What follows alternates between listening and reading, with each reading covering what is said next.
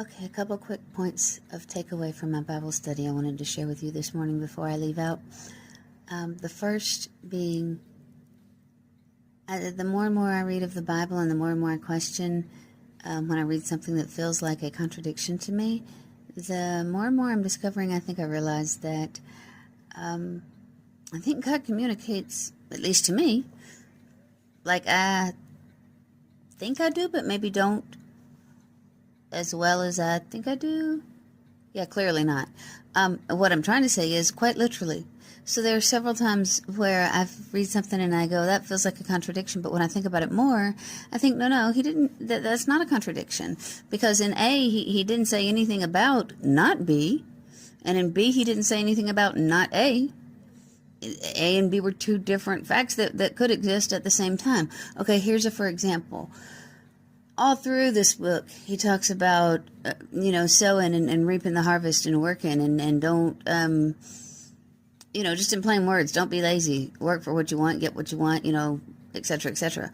Also, most recently, I read several things that were like, why are you sitting up stressing and worrying about what you're going to eat? Don't sit up and stress and worry about what you're going to eat. The birds don't sit up and stress and worry about what they're going to eat, but every time they're hungry, God gives them food, right? And so I'm like, well, that feels like a contradiction, right? But no, when I think about it, when he's saying work for what you want, he ain't saying work and worry. He's just saying work for it. And when he's saying don't worry, he ain't saying don't work. He's just saying don't worry. So work for it, but don't worry about it. God's got you, right? As I say, the second point, I wanted you to know that my full belief is the first point, so that when you hear this, you know this is not condemnation. But I sure love Proverbs 13:12.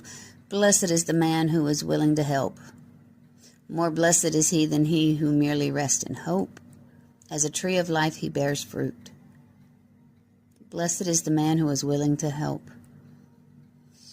I don't think this is a condemnation against anyone who isn't willing to help or isn't able to help or isn't there.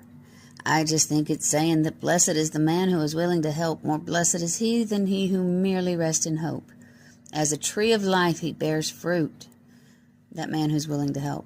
If you're willing to help, nokings.org/next. Find out what's next. It's not a moment, it's a movement, and we need all of us. This is a movement of all people, for all people. There is something for everyone. Get in where you fit in. No matter your comfort or skill level, there is something for you to do to help stop this.